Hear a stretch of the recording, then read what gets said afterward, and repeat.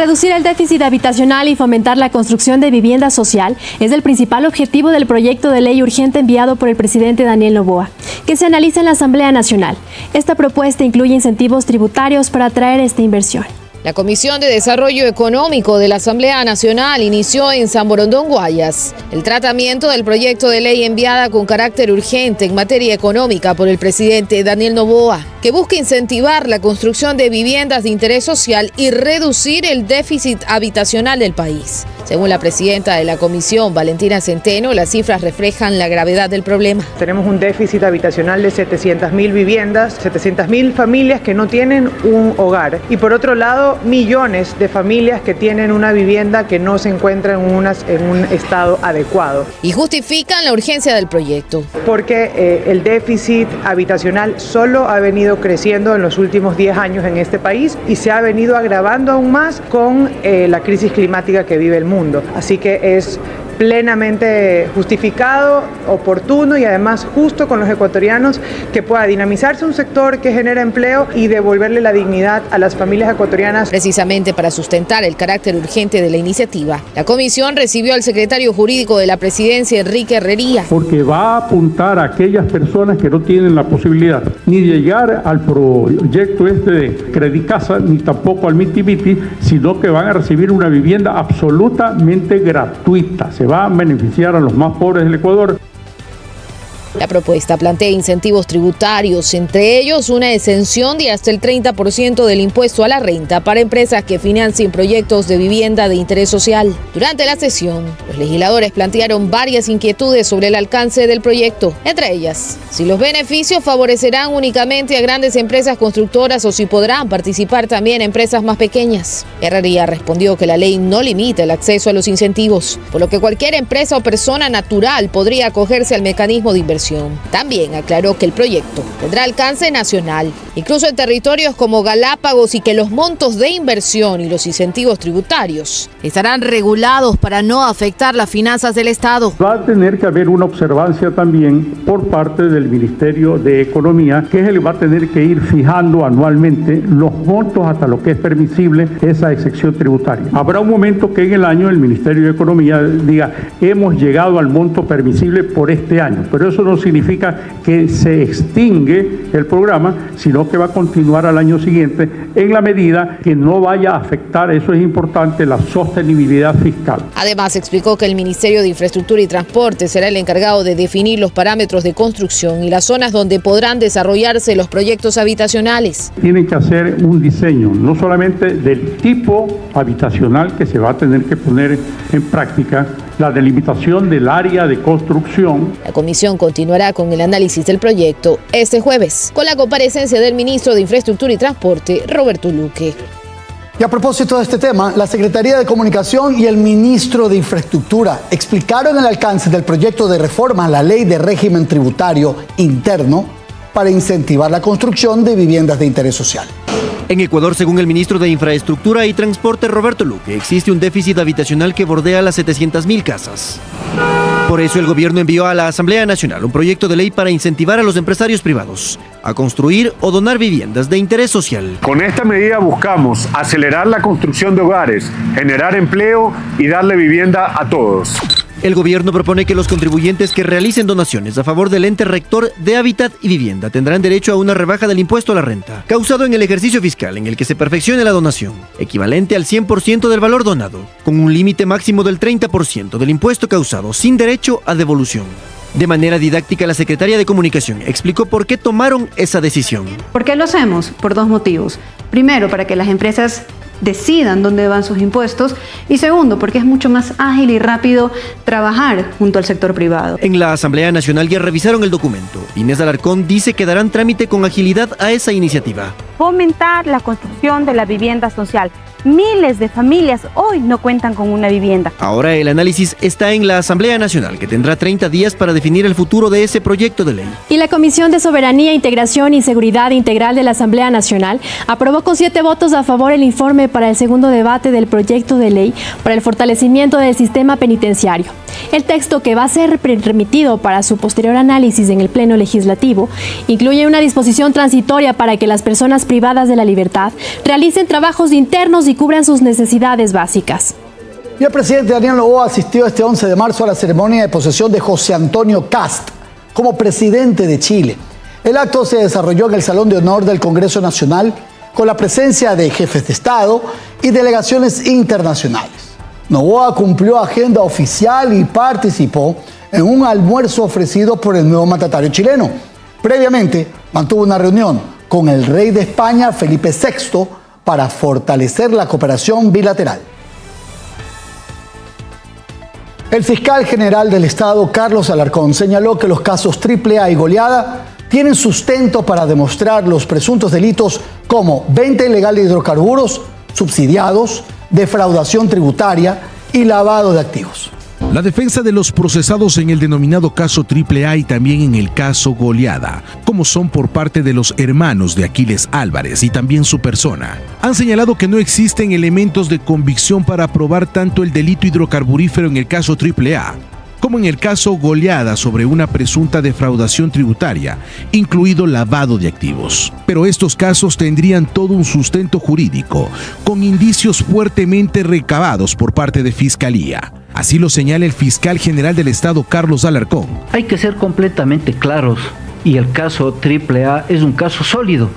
Y es por eso que se encuentra en una audiencia de juicio, que son la trazabilidad del hidrocarburo, otros elementos de convicción que son el desvío del hidrocarburo, otro elemento de convicción que son el almacenamiento del hidrocarburo, que es más de lo normal.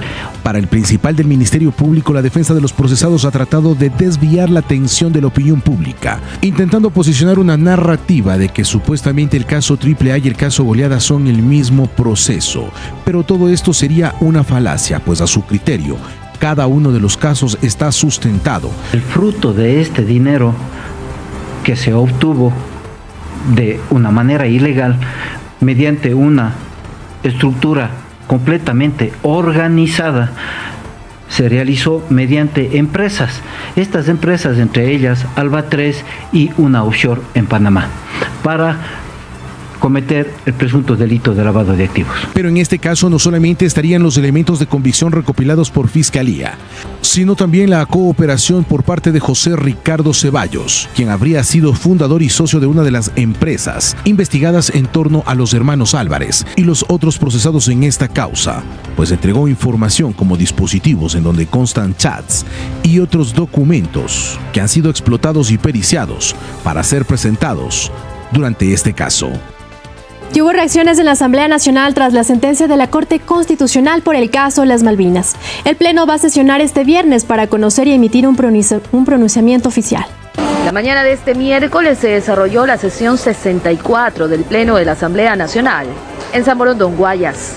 Aunque el primer punto del orden del día era el debate de una ley sobre protección a la maternidad, el tema que generó más reacciones entre los legisladores es la sentencia de la Corte Constitucional sobre el caso de los 4 niños del sector Las Malvinas, en Guayaquil.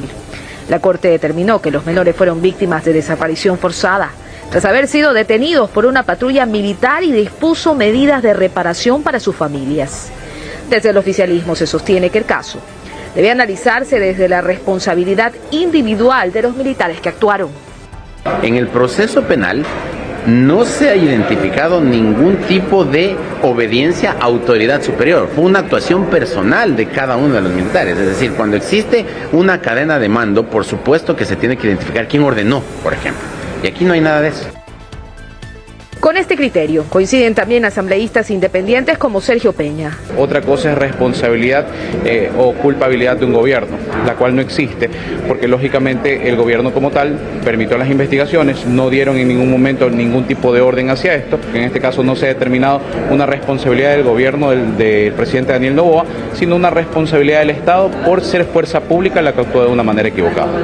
La Revolución Ciudadana, en cambio, tocará el tema en el buró político y será la presidenta de la organización quien anuncie la postura oficial.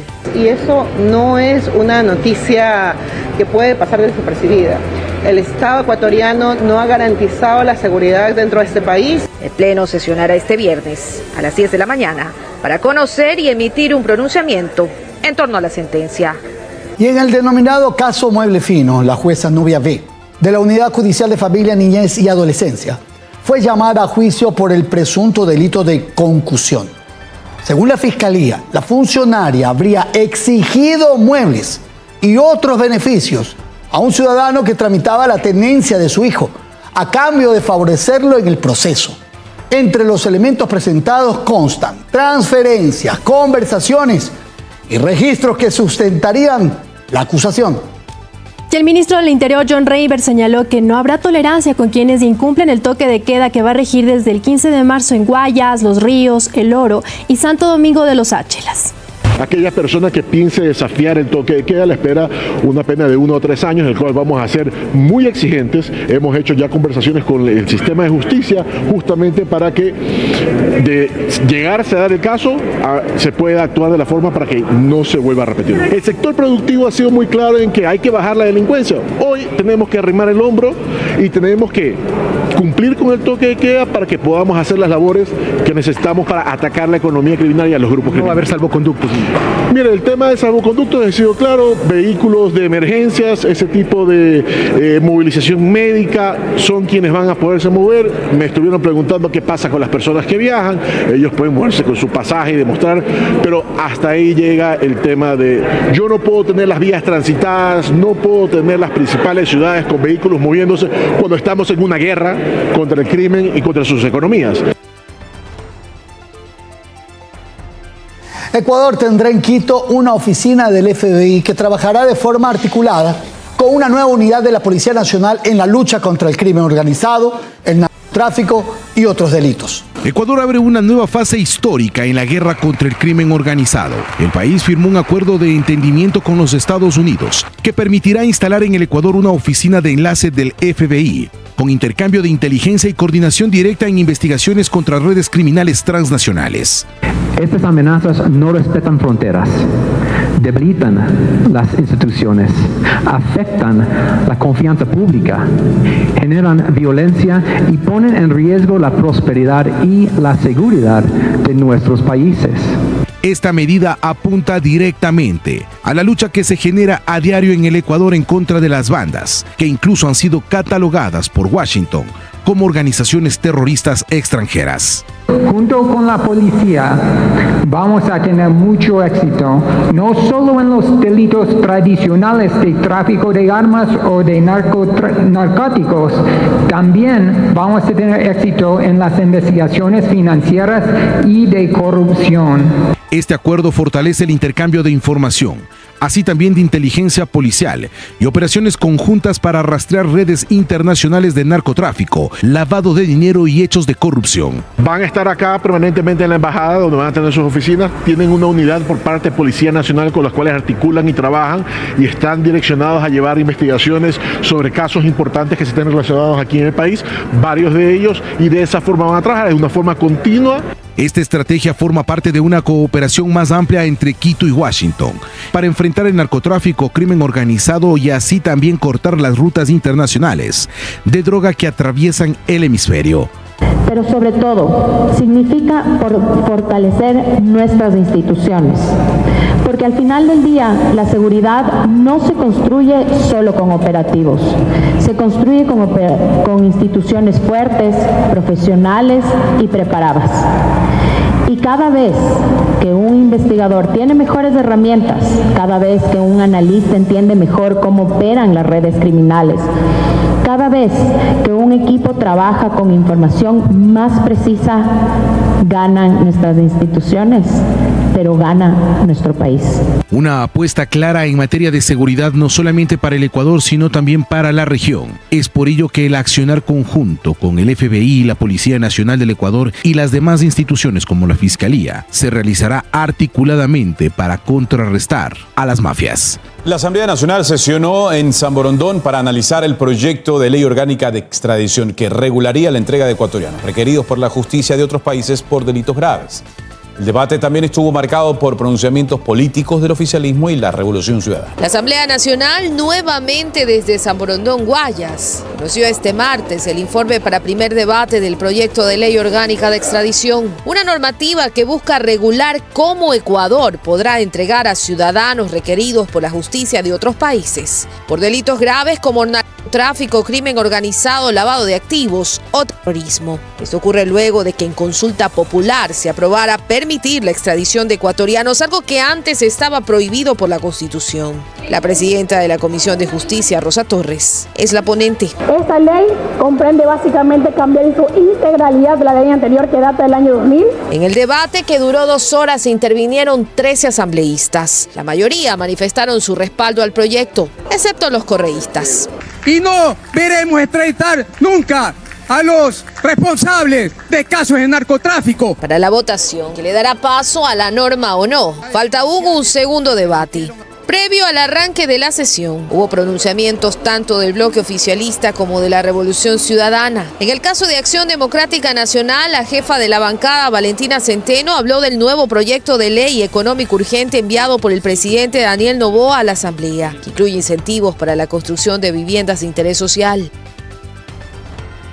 Estamos optimistas en que vamos a tener los votos, más allá de que en el Pleno de la Asamblea se dejó de pensar en los intereses de los ecuatorianos, sino muchos partidos están pensando solo en los intereses propios. Nosotros seguiremos aquí planteando una agenda que beneficie a los ecuatorianos, y la vivienda es una necesidad latente que además solo en este año, solo desde enero a marzo, más de 7.000 viviendas se han visto afectadas por las graves lluvias. Los correístas, por su parte, aprovecharon para referirse a algunos de los problemas, sobre todo legales, que afrontan actualmente. Rechazaron la reciente suspensión por 9 meses por parte del Tribunal Contencioso Electoral a su movimiento y la pérdida de inmunidad parlamentaria del jefe de bancada, Juan Andrés González, quien enfrenta cuestionamientos por una denuncia de presunto cobro de diezmos a colaboradores de su despacho y por calumnias a otros legisladores. No se ha convocado a la Asamblea Nacional para cerrar este tema que estaba previsto en una sesión, y lo que ha permitido en este momento es que el compañero Juan Andrés González pierda su inmunidad parlamentaria en una acción penal deducida por temas de denuncias que él había realizado. Este miércoles la Asamblea sesionará nuevamente en San Borondón.